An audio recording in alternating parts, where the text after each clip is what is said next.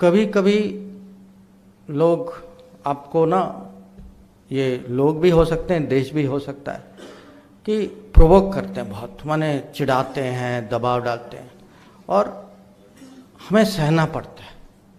ये भारत की स्थिति नहीं है, माने ये पॉलिटिक्स में होता है।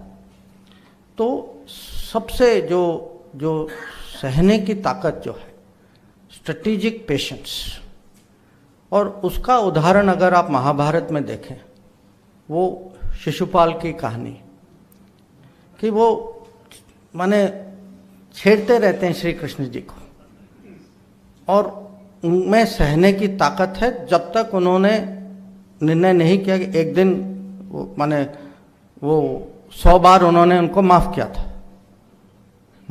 तो स्ट्रेटेजिक पेशेंस कैसे कल्टीवेट करें, ये भी महाभारत से सीखने को। और एक और विषय है कि जब भी आप पॉलिटिक्स माने डोमेस्टिक पॉलिटिक्स में देखें या इंटरनेशनल पॉलिटिक्स में देखें, ये एक दुविधा और है, एथिक्स और टैक्टिक्स, कि जो करना चाहिए माने जो कानून या संस्कृति के हिसाब से करना चाहिए, और जो मजबूरी है। तो ये ज़रूरत भी है, पर कभी कभी इसकी अपनी प्रॉब्लम्स भी हैं। तो ये एथिक्स टैक्टिक्स की जो डुअलिटी जो है, और ये बार बार महाभारत में अलग अलग इसके उदाहरण हैं कि जो बड़े निर्णय जो होते हैं उनकी एथिक्स जो है कभी कभी उसमें क्वेश्चन मार्क आती है। अब जैसे अर्जुन जो हैं वो शिखंडी को आगे करते हैं, क्योंकि उनको पता है कि मेरे भीष्म के मन में है कि शिखंडी जो हैं औरत हैं, उन पे मैं उनका जवाब नहीं दे सकता हूँ, मैं उन पे कुछ वो चलाने के लिए तैयार नहीं हूँ। या करण से जो उनका जो आर्मर जो लिया जाता है, उनके जो इयररिंग्स जो लिए जाते हैं, वो भी लिए जाते हैं, जो उनको पता है कि इंद्र आए हैं, ब्राह्मण के रूप में आए हैं, मांगने के लिए आए हैं, वो मना नहीं कर सकते, पर उनको पता है कि ये हैं कौन, और तब भी वो देते हैं। और जो लिया जाता है वो एक किस्म से अन्याय है, पर तब भी किया जाता है। तो ये भी है कि पॉलिटिक्स में कभी कभी, और ख़ासकर जब देश की सुरक्षा या देश के हितों में ये ऐसे सिचुएशंस आते हैं जो बहुत माने ये कठोर निर्णय होते हैं कभी कभी। और जो इसमें एक सब्जेक्ट और है रूल्स की, रूल्स का पालन, कानून का पालन कब करना चाहिए। और कभी कभी जो लोग खुद नहीं करते, जैसे अब आखिर में दुर्योधन जो है या कर्ण जो है, दोनों जो हैं एक किस्म से गैर कानूनी, गैर माने गलत तरीके से उनकी मृत्यु होती है। और दोनों जाते जाते उनकी शिकायत है कि आपने जो है रूल्स तोड़ा, कि आपने मारा कि जब मेरे हथियार नहीं हैं और मैं जो है जो अपने जो चैरियट का जो है मैं उसको उठा रहा हूँ। दुर्योधन का है कि आपने मुझे वेस्ट लाइन के नीचे मारा।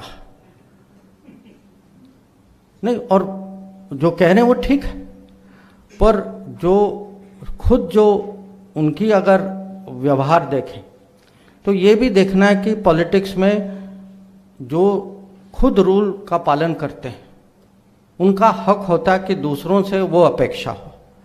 जो खुद नहीं करते उनके बारे में भी सोचें,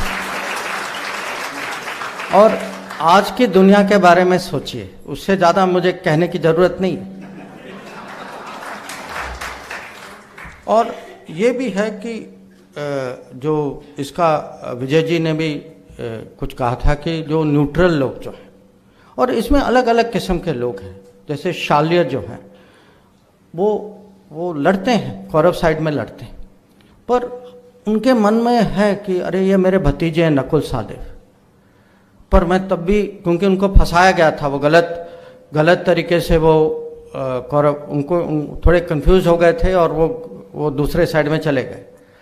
तो अंत में जो अगर आपका साथी उसका पूरा मन आपके साथ नहीं है, तो ऐसे साथी का माने हमें भी सोचना चाहिए कि इसका लाभ है या नहीं, क्योंकि अंत में यही जो है ये कर्ण को मरवा देते कि जो आखिर की लड़ाई जो होती है ये उनके मन में वो कहीं ना कहीं वो कीड़ा डाल देते हैं कि भाई तुम अर्जुन के काबिल हो या नहीं हो, और जानबूझ के करते हैं क्योंकि इनसे मांगा जाता है कि भाई एक चीज़ तो करो हमारे लिए। तो या बलराम जैसे जो कि पूरे युद्ध में बाहर थे और फिर अंत में आते हैं और माने सबको ज्ञान देते हैं, और उस ज्ञान का कुछ फायदा तो होता नहीं है क्योंकि जो होना था वो हो चुका होता है। या रुक्मी है जो अपने आप को दोनों, पहले यहाँ जाते हैं फिर वहाँ से रिजेक्ट होकर दूसरी तरफ जाते हैं, और दोनों सोचते हैं कि उनकी अहम इतनी ज़्यादा है कि अंत में ना ये लेते हैं ना वो लेते हैं, तो वो एक राजा जो है वो बाहर रह जाता है लड़ाई से। तो जैसे मैंने कहा महाभारत से बहुत कुछ सीखने को है। ये भी है कि कभी कभी कोई ऐसा प्लेयर होता है जिसकी कमिटमेंट इतनी ज़्यादा होती है, माने उसके मन में एक ही लक्ष्य है कि आपको किसी तरीके से नुकसान पहुंचाना है। और महाभारत में ये सुषण होते हैं जो अर्जुन के पीछे पड़ जाते हैं, और क्योंकि उन्होंने अर्जुन को चुनौती दी, उस दिन अर्जुन को वहाँ जाना होता है, और इसीलिए अभिमन्यु की मृत्यु होती है कि कौरव का प्लान ये है कि अभिमन्यु को सुषम के चैलेंज से डाइवर्ट कर दो और फिर युधिष्ठिर को गिरफ्तार करने की कोशिश करो, और युधिष्ठिर को बचाने के लिए अभिमन्यु जाते हैं। तो आप देखिए कि कितना नुकसान सुषम ने अर्जुन को पहुंचाया, और उनकी पुरानी दुश्मनी थी। तो कभी कभी छोटे प्लेयर भी होते हैं, अगर उनकी एक ही एजेंडा ये है कि जो मुझे होगा परवाह नहीं, पर आपको मुझे नुकसान पहुंचाना, ऐसे भी प्लेयर होते, ये भी आप सोच लीजिए। और एक और सबक है महाभारत में, मुझे पता नहीं आपको ये जानकारी है या नहीं।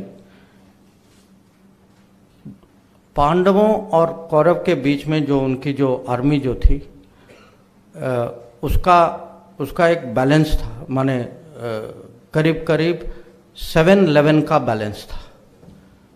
पांडव 7 थे, उनकी स्ट्रेंथ 7 थी, उनकी 11 थी।